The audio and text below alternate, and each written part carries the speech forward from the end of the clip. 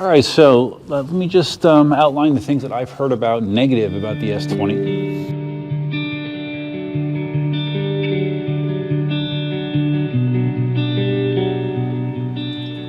Hey, what's up, Duff here? Do we have sound? We do, good. Hey, going out for a quick ride. Happy Monday. Today is Monday. Yeah, it's not the weekend anymore. I actually took today off. I usually kind of like taking the day after the Super Bowl off.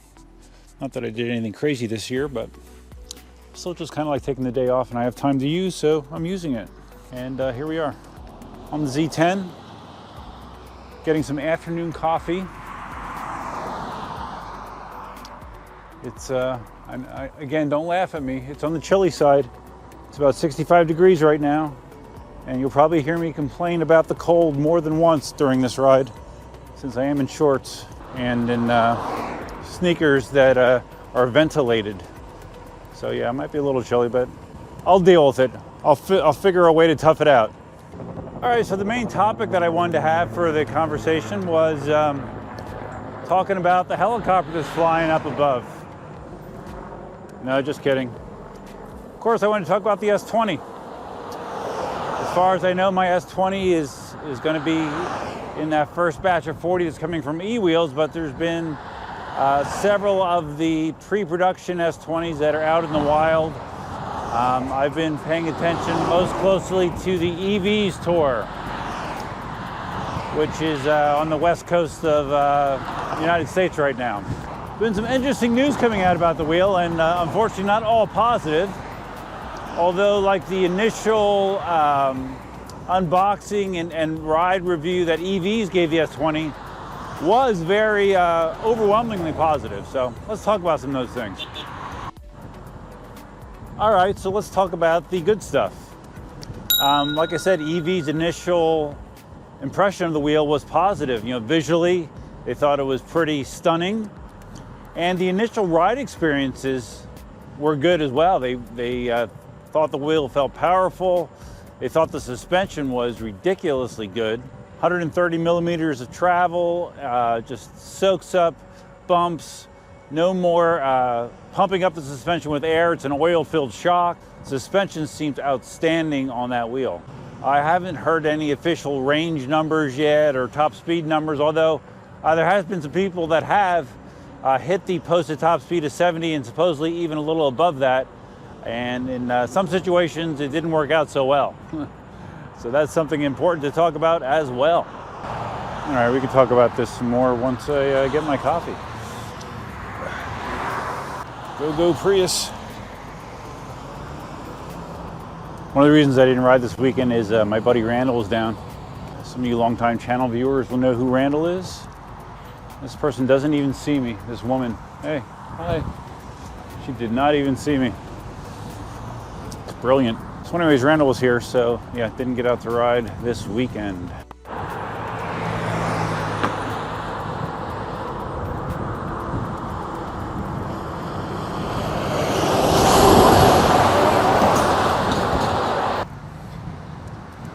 This is kind of rush hour traffic. Not ideal. Just saw a fellow PEVer. A woman on a scooter. Nice. Okay, on this section, I'm on my way into the park. I'm in constant shade, and I'm cold. Just saying. Whew. I'm into the headwind too, so that doesn't make it any better.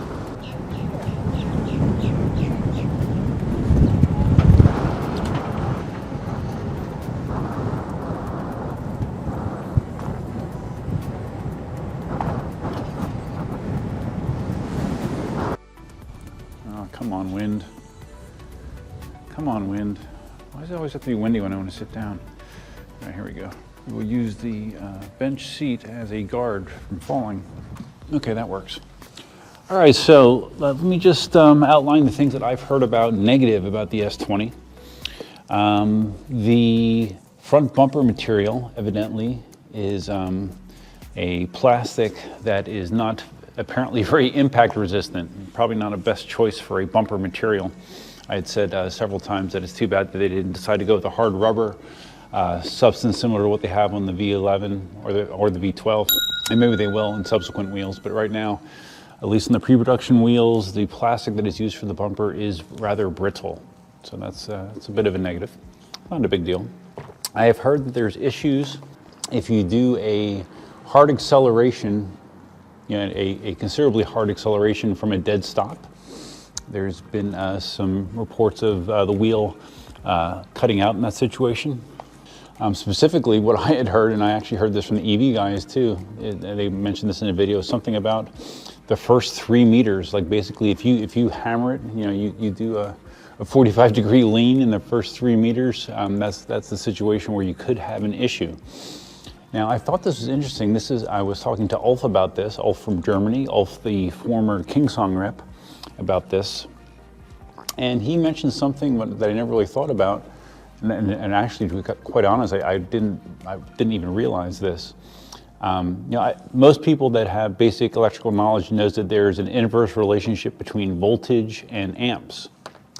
And when a wheel is going very slow, it's operating at a low voltage, even though it's like a 136 volt wheel or 126 volt wheel. It's operating at a low voltage when it's at a low speed, which means that if you hammer it at a low speed, it is pulling a lot of amps. And the higher the voltage system, the more amps it's going to pull when it's at a low speed. And I believe that it's something to do with the behavior that we're seeing. My next live stream, I've been talking to Ulf about maybe getting him on. He has a pretty solid knowledge of electrical components when they are connected to electric unicycles. So I would like to get him on so he can kind of talk in depth about that. But I thought that was an interesting explanation. But that is something that has been reported. There's been reports of the wheel cutting out. I heard of a cutout at like 70 kilometers an hour, like basically the top speed of the wheel. Now that sounded like that was more a user error. That was from a rider in France. I believe he was on the heavier side. I think I heard 100 kilograms is what his weight was. He was going at a high rate of speed and then leaned into it aggressively, and the wheel cut out. He got pretty banged up. Heard about that. And trying to think, I thought there was another cutout. I thought I heard about another higher speed cutout as well. I don't remember the details of that as well. Or unfortunately, I do not remember the details of that. But I did also see this morning, I believe this is part of the demo wheels that EVs was taking, that a rider in Portland area, I think it was Chance, I believe. There was lots of videos of them taking the S20 down long sets of stairs flawlessly. Like everyone was amazed at how well that suspension worked on the stairs. Well, it looked like Chance was trying to go down these stairs, but he hit it at a much higher rate of speed. So he kind of launched himself off and he was airborne. He estimated about 4 feet of a drop. And then when he hit, the wheel did not catch him and it cut out. So that's a pretty serious test for the wheel. And I don't know if a lot of wheels would survive that, but the wheel did cut off and he rolled down the stairs. There definitely are some tweaks to be made to the S20, I think. I believe all the pre-production wheels have version 2.14 of the firmware. I heard that version 2.13 had an oscillation problem, so you really want to make sure you have 2.14 at a minimum on your wheel. And there may be tweaks to come. Maybe tweaks to come beyond that based on some of these reports that we're having. But still, overall, I think the S20 has impressed. I mean, these are outlying cases. These are cases when the wheel is being pushed at its very limit. That's not my riding scenario, so I'm not really worried at all for myself. And the majority of riders are more conservative. They're not aggressive, bleeding edge riders. So it doesn't dissuade me from my purchase. It doesn't make me feel any worse about it. So yeah, that's what I think. And just one other clip that I did see on the positive side, someone was, I think it was a Rev Rides wheel, I believe. They were around half battery on the S20, and he took it up right to the limit. I think it was like maybe 68 or 69 kilometers an hour, according to the on-wheel speed. So even a low battery level, he was still able to touch the posted max speed on the wheel. So that was a plus. One other thing I did hear, and I wasn't aware of this either, Evidently with the S20, and they may change this, the tilt back on the S20 is extremely mild compared to pretty much any other Kingsong wheel they've ever made before. Historically, the tilt back angle on a Kingsong wheel, I believe, is 22 degrees. Now, a 22-degree tilt going at a high speed, to me, is dangerous. It's, and especially if it happens suddenly, I think you could be causing accidents if you have a 22-degree tilt back that comes on real aggressively. Evidently, with the S20, they've changed that. Currently, the tilt back is only 5 degrees, which in some ways is nice. But in other ways, it might be a problem because people might not even realize that they're getting tilt back because 5 degrees is not a lot. So there may be some tweaking of that number, or it might be nice to have it configurable. You know, if the user could configure the amount of tilt back, that would probably be the best of both worlds. So yeah, that was some more interesting news about the S20 that I was unaware of. Okay, I guess we can get going here. So yeah, Randall, like I said, Randall was over. He was over, you know, primarily for football, to watch the Super Bowl with me, which I was appreciative of. We also did, in this park, they have those brand new pickleball courts I told you guys about before. We actually played pickleball. It was my first time playing pickleball. It was fun, I liked it. And I think I'll be doing it more often. So yeah, watch out. You might see a pickleball video sooner rather than later. So as far as the outcome of the Super Bowl, I didn't really have a strong rooting interest. If I had a preference, it would be for the Bengals to have won, and since they've never won before. Thought they were a really good story this year, but yeah, the Rams pulled it out in the end. I know Larry Zarkoff is quite happy about that, so yeah, congrats, Larry. But yeah, it was a good competitive game. It was entertaining, and I thought some of the commercials were really funny. I thought I really wouldn't be enjoying the halftime show much, but I did for the most part. I thought the halftime show was good, so yeah, it was a good time all around.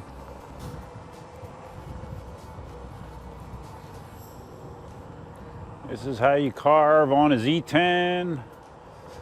Get your body into it. I forgot I did want to mention, I did see some S20 videos that seemed like people were being negative just for the sake of being negative. Unfortunately, in our society, negative commentary usually gets a lot more attention than positive commentary. Like I saw someone that it was like a half hour basically saying, yeah, wheel's cool, but oh man, it's like a glass tank or something like that. And another guy that worked for a dealer was like going around with a magnet and touching the wheel everywhere to see what's metal, what's plastic. And he actually made a comment, like a negative comment, that the bolts on the bottom that are near the pedal hanger are metal. And he said, oh yeah, they're gonna rust. All right, well, so is he saying that those bolts should have been made of plastic or carbon fiber or what the hell? I don't know, man. It just seemed like some people, since there's been so much anticipation and positive buildup about the S20, some people just wanna be negative because being a contrarian is fun, right? So yeah, whatever. I gotta go get the mail, I forgot, shit. All right, no mail.